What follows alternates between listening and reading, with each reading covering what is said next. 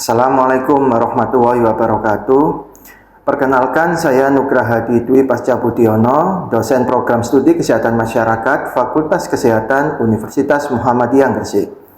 Spesialisasi saya adalah mengajar mata kuliah di bidang kesehatan masyarakat dengan konsentrasi epidemiologi, seperti epidemiologi penyakit tidak menular yang sesuai dengan jabatan akademik saya.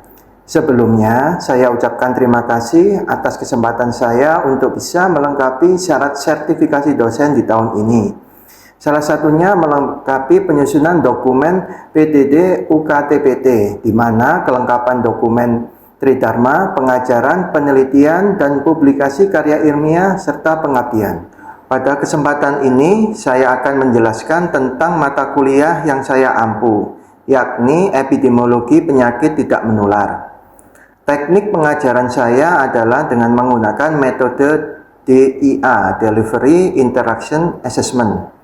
Mata kuliah epidemiologi penyakit tidak menular adalah mata kuliah wajib pada semester 4 dengan bobot 2 SKS, di mana mata kuliah ini mengkombinasikan penyampaian materi konsep epidemiologi dasar yang dipadukan dengan penyakit tidak menular, sehingga mahasiswa mampu menerapkan konsep epidemiologi, host, agent, dan environment dalam mengatasi berbagai masalah kesehatan di masyarakat. Sebelum saya menjelaskan lebih lanjut mengenai teknik pengajaran saya terlebih dahulu, saya akan menjelaskan deskripsi singkat luaran yang diharapkan dan mode pembelajaran pada kuliah epidemiologi penyakit tidak menular. Mata kuliah epidemiologi penyakit tidak menular ini akan membahas tentang konsep epidemiologi penyakit tidak menular, faktor resiko penyakit tidak menular, pencegahan dan pengendalian penyakit tidak menular, perilaku dan lingkungan dalam penyakit tidak menular.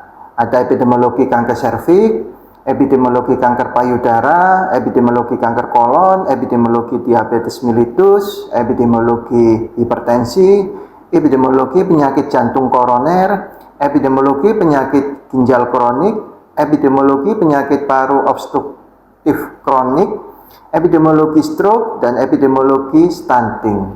Dengan mengikuti mata kuliah epidemiologi penyakit tidak menular, mahasiswa mampu menguraikan ruang lingkup epidemiologi penyakit tidak menular, menganalisis faktor resiko dan pencegahan, sehingga dapat menjelaskan dan menerapkan konsep epidemiologi, host, agent, dan environment dalam mengatasi berbagai permasalahan penyakit tidak menular. Di antaranya, epidemiologi penyakit degeneratif seperti diabetes mellitus, hipertensi, PJK, serta kanker, sehingga dapat dilakukan pencegahan primordial, primer, sekunder, dan tersier. Berikut adalah topik-topik utama yang akan dibahas dalam mata kuliah epidemiologi penyakit tidak menular.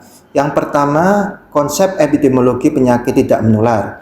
Yang kedua, faktor resiko penyakit tidak menular. Yang ketiga, pencegahan dan pengendalian penyakit tidak menular. Yang keempat, peran perilaku dan lingkungan dalam penyakit tidak menular. Yang kelima, epidemiologi kanker serviks. 6. Epidemiologi kanker payudara. Yang ketujuh, epidemiologi kanker kolon. Yang kedelapan, epidemiologi diabetes mellitus.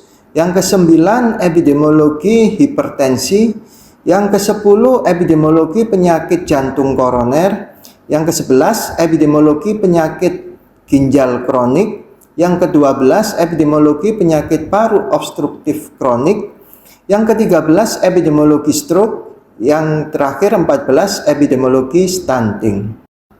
Sumber belajar sebagai acuan utama yang saya gunakan baik dari buku ajar dan beberapa jurnal yang saya terbitkan sendiri, serta dari buku epidemiologi penyakit tidak menular yang lain.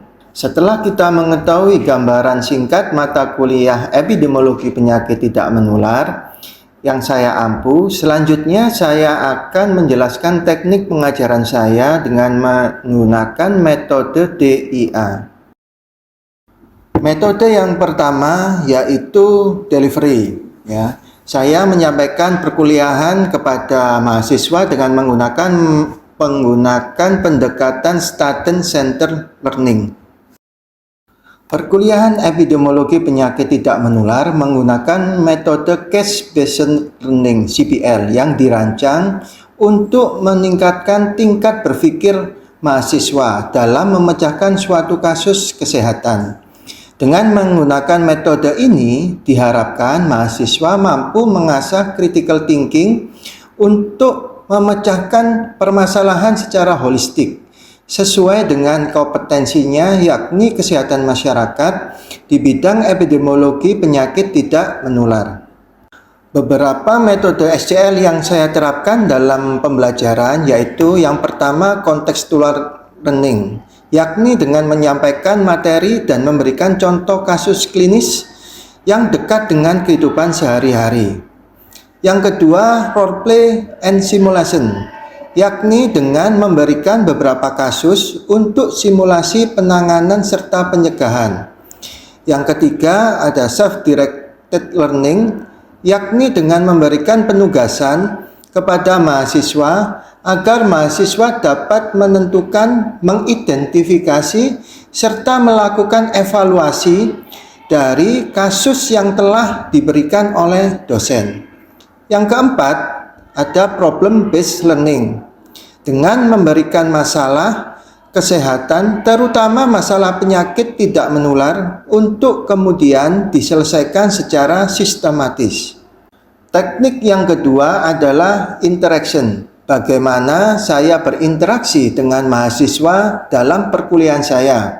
Ada beberapa saluran komunikasi yang akan saya gunakan. Penggunaan media pembelajaran dengan variasi baik secara daring dan luring, learning management system yang dibangun melalui SPADA UMG ACID mampu memberikan interaksi mahasiswa di dalam melakukan diskusi secara terbuka melalui daring. Untuk membangun interaksi dalam proses belajar mengajar melalui proses visual tatap muka, penggunaan LMS milik universitas di SPADA UMG ACID, serta pembuatan WhatsApp group mata kuliah untuk diskusi dan komunikasi menjadi lebih mudah. Untuk penggunaan media pembelajaran luring selain tatap muka, interaksi mata kuliah ini dilakukan dengan studi lapang, dengan menentukan tempat diantaranya bisa puskesmas dan desa. Teknik yang ketiga adalah metode assessment. Bagaimana saya menilai mahasiswa? Penilaian dilakukan berdasarkan tes tertulis, lisan, penilaian atau evaluasi terhadap proses pembelajaran, dan unjuk sikap dengan komponen sebagai berikut. Yang pertama, tugas paper atau makalah mendapatkan 20%, presentasi kelompok 10%, keaktifan di kelas 10%, UTS dan UAS 30%. Pada pertemuan pertama perkuliahan saya, selalu menjelaskan kontrak perkuliahan yang kita sepakati bersama antara pengajar dan mahasiswa.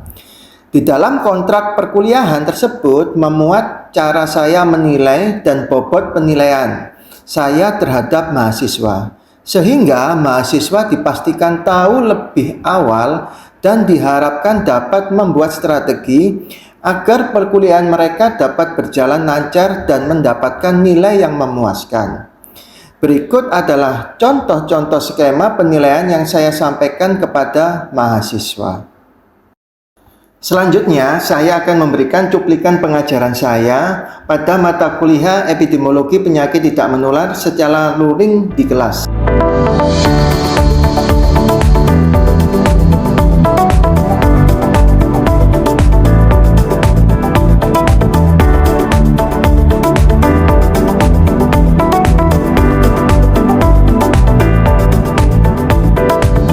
Assalamualaikum warahmatullahi wabarakatuh. Waalaikumsalam warahmatullahi wabarakatuh.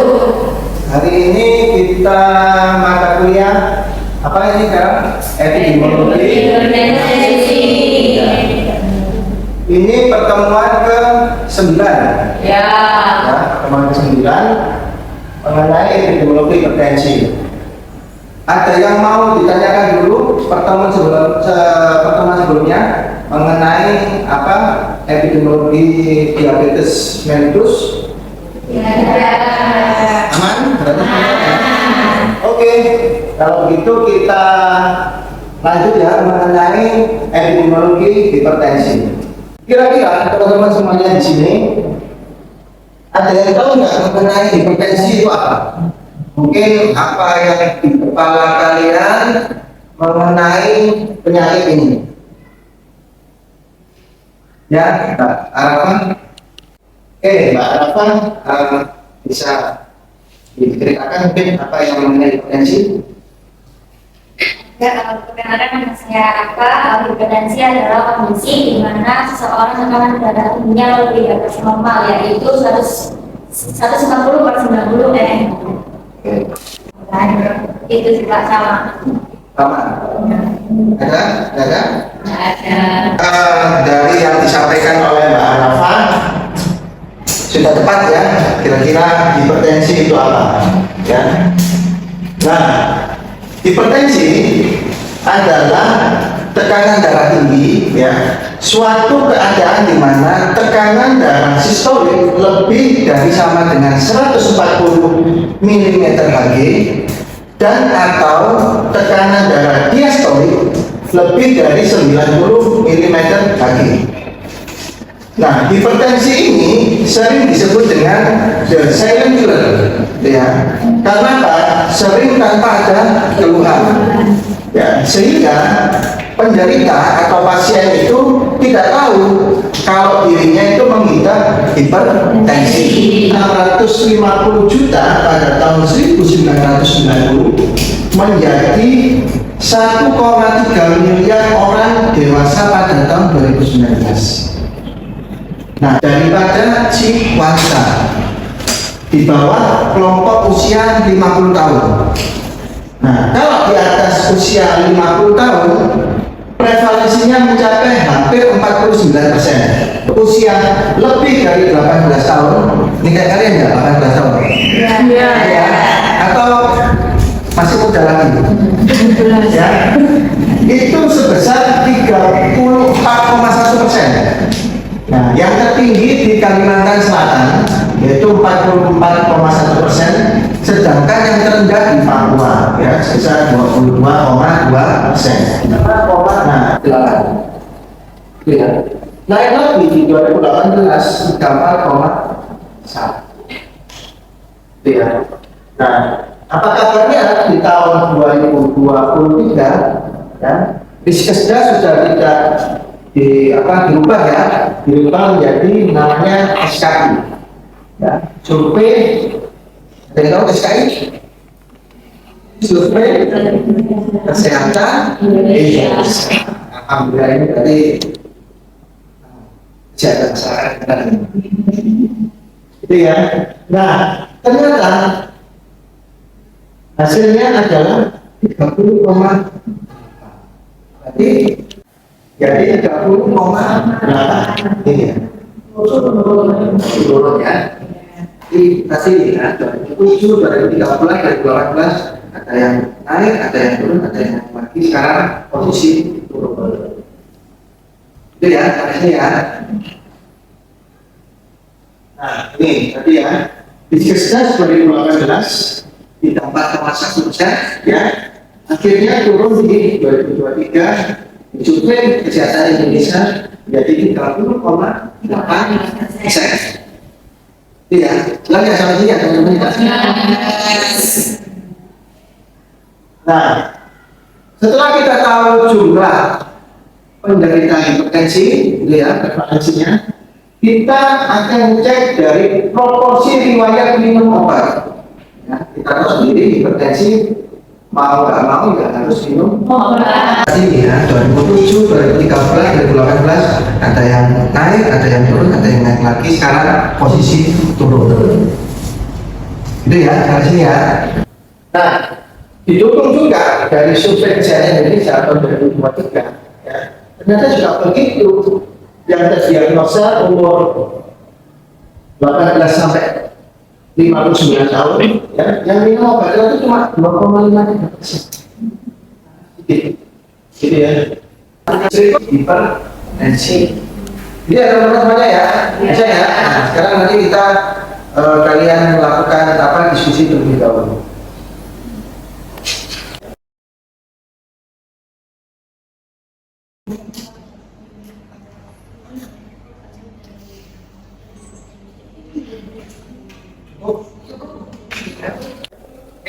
Waktunya tadi sudah ya, sudah cukup ya, kita main problemnya. Sekarang mungkin ada yang mau menjelaskan dari hasil diskusi tadi, dan bagi tadi tidak kelompok, ya? Monggo Mbak. Nah, saya Masyarakat Nikmat dari kelompok 1. Nah, saya akan menjelaskan mengenai hasil diskusi kami, yaitu ajen. Nah, ajen ini berupa faktor risiko yang berkontribusi terhadap timbulnya suatu penyakit. Misalnya nih, pola makan dengan tinggi garam, terus stres secara berkepanjangan gitu Pak.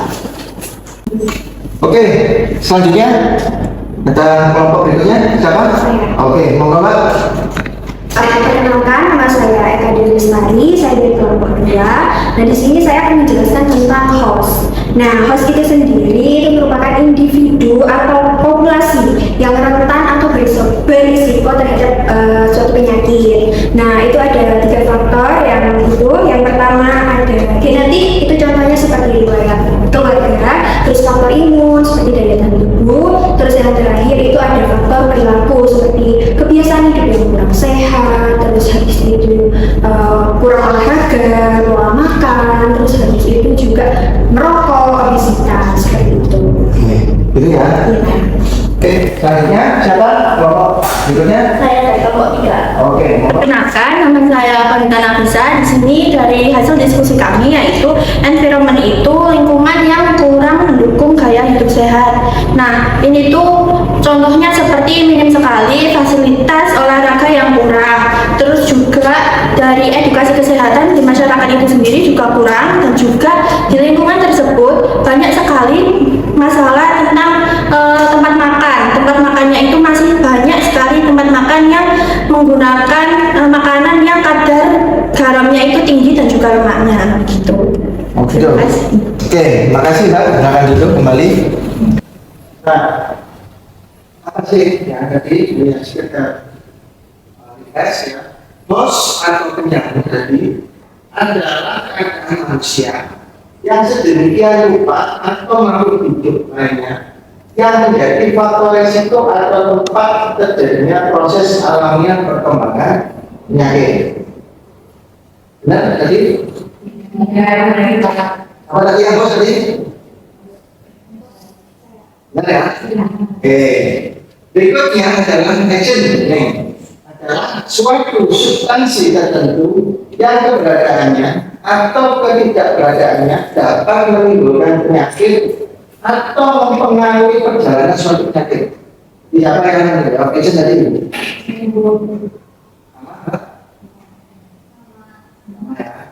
Berikutnya yang terakhir, environment ya, adalah segala sesuatu yang berada di sekitar manusia serta pengaruh luar yang mempengaruhi kehidupan dari manusia itu sendiri. Sama Pak tadi yang intinya tadi ya. Oke ya. Faktor risiko yang bisa diubah berarti apa? Perilaku yang tidak sehat dari penderita hipertensi. Yang pertama yang bisa dirubah adalah satu, merokok. Dulunya pengen rokokan, sekarang nggak pengen rokok. Berubah ya. Terus berikutnya ada konsumsi garam yang berlebih, ya. Berikutnya berat badan berlebih, obesitas, ya. Dia rendah serat, konsumsi alkohol, dislipidemia sampai dengan stres. Ya, ini adalah beberapa faktor yang bisa diubah. Ya. Nah, berikutnya setelah tahu faktor resiko tadi, kita harus untuk mengetahui benar nggak ini orang ini terkena hipertensi, ya. Berarti apa? Kita harus melakukan pemeriksaan fisik, ya. Kata kuncinya adalah teratur, ya, olahraga yang teratur. Bukan, iya Pak, saya olahraga, dokter saya olahraga, tapi sebulan sekali. Itu ya, tidak teratur kan ya. Ini maksudnya adalah yang teratur. Berikutnya adalah stop rokok, ya. Dan yang terakhir adalah hindari mengkonsumsi alkohol. Itu ya. Teman tahu cara mengendalikan hipertensi, ya. Kita harus menasihati juga dari sisi penderitanya, juga dari sisi keluarganya. Ya, di hampir sama. Yang pertama adalah makanan. Kenapa ya? Kita harus sering-sering keluarga kita misalnya mengingatkan, ya keluarganya mengingatkan. Makanya jangan yang manis-manis ya, jangan yang asin-asin ya, jangan yang berlemak-lemak ya, ya begitu ya. Berikutnya adalah ingat tadi yang di prevalensi banyak yang tidak kontrol lagi. Ya kan ya? Mengukur kadar gula, tekanan darah secara teratur. Jadi ada namanya ya. Jadi supaya diingatkan. Nah, berikutnya tadi obat. Ya, sudah harus periksa, sudah minum obat, itu harus ada yang mengingatkan. Apalagi yang sudah sepuh-sepuh, yang 60 ke atas tadi, ya kadang apa sudah banyak yang lupa, ya. Nah, yang terakhir adalah tekanan darah harus diperiksa dan dicatat. Nah, jadi biasanya ada tiap bulan tuh, tiap bulan cek naik atau turun atau stabil. Nah, setelah itu kita akan melakukan pencegahan. Pencegahan yang pertama adalah pencegahan primer. Kegiatan ini untuk menghentikan atau mengurangi faktor resiko hipertensi sebelum hipertensi terjadi. Jadi yang bisa diubah itu adalah makanan bapak, sebagainya harus makan apa sayur-mayur, itu pencegahan dari primer. Nah, pencegahan sekunder itu lebih ditujukan pada kegiatan deteksi dini. Nah, karena ada pemeriksaan kesehatan ya untuk menemukan penyakit, untuk hipertensi atau tidak. Itu ya, namanya penapisan ya. Bila ditemukan kasus, maka dapat dilakukan pengobatan secara dini lebih awal. Ya, itu pencegahan yang sekunder. Nah, berikutnya adalah pencegahan yang tersier. Kegiatan ini difokuskan kepada mempertahankan kualitas hidup penderita. Ini berarti dia yang sudah terkena. Kualitas hidupnya kita jaga bertahan supaya tidak menjadi alam buruk nantinya. Ya. Dengan apa ya? Pengelolaan hipertensi, misalnya minum obatnya tepat, makanannya itu ya dijaga yang baik. Ya, agar apa ya tidak memberikan komplikasi. Ya, biasanya apa ya stroke, jantung. Ini studi kasus. Ya, ini nanti teman-teman bisa membaca. Ini tidak kelompok sendiri-sendiri. Ya, nanti silakan siapa yang mau menjelaskan, silakan ya. Ini ada studi kasus yaitu Pak Slamet. Ya. Usia 58 ya sampai ini tambahnya usia. Nah, sampai suatu hari dia pingsan. Itu ya, bisa ngasih kasus. Silakan nanti siapa yang mau nanti angkat tangan ya. Saya kasih waktu untuk kalian apa namanya menjawab dulu.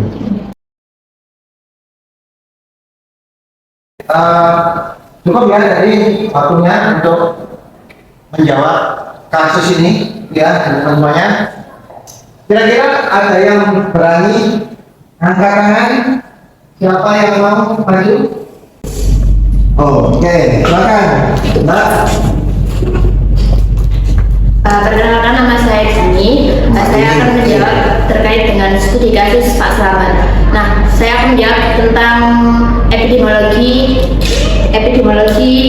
segitiga epidemiologi. Nah, yang pertama yaitu ada agen. Nah, agennya ini seperti makanan manis, makanan asin, berlemak, dan juga kurang olahraga. Nah, yang kedua ada hostnya ini seperti Pak Slamet sendiri dengan usia 58 tahun. Habis itu adanya riwayat keluarga keluarga yang memiliki penyakit hipertensi dan juga kebiasaan gaya hidup sehatnya yang kurang. Nah, yang terakhir ada environment. Nah, environment ini seperti lingkungannya Pak Slamet ini kurang mendukung untuk gaya hidupnya yang sehat dan juga minim fasilitas olahraga, dan yang terakhir itu seperti kurangnya edukasi kesehatan. Itu Pak. Udah itu? Tidak. Oke. Kita bisa menyimpulkan dari perkuliahan hari ini yang kita bisa dapatkan, yang pertama adalah hasil dari survei kesehatan Indonesia 2023 itu masih tinggi ya prevalensinya, yaitu 30,8. Walaupun nanti memang sudah turun, tapi masih relatif tinggi. Berikutnya adalah perilaku pencarian pengobatan masyarakat di prevalensi ya, yang hipertensi masih.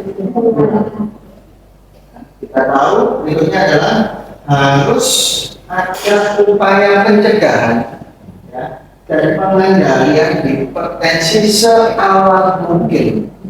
Ya, kita sudah belajar yang mengenai statistik, kita sampai pencegahannya ya, supaya apa? Kita dapat melakukan pencegahan. Kalaupun sudah ada, ya kita kendalikan. Itu teman-teman saya sampai sini ya, ya. Oke. Alhamdulillah. Ya. Terakhir, ada yang ada yang ditanyakan teman-teman semuanya? Semuanya ya.